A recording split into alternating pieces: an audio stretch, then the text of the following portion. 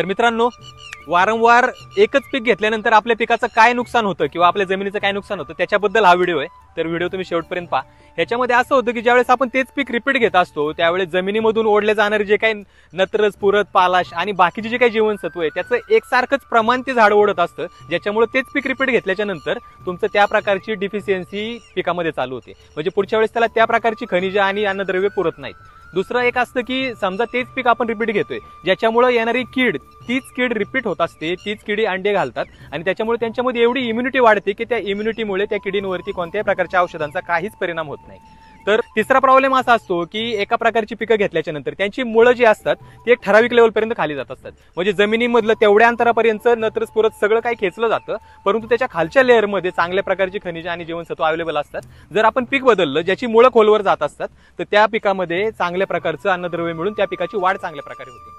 प्रकारच्या नवीन व्हिडिओसाठी आणि माहितीसाठी तुम्ही आमच्या चॅनलला लाईक आणि सबस्क्राईब नक्की करा.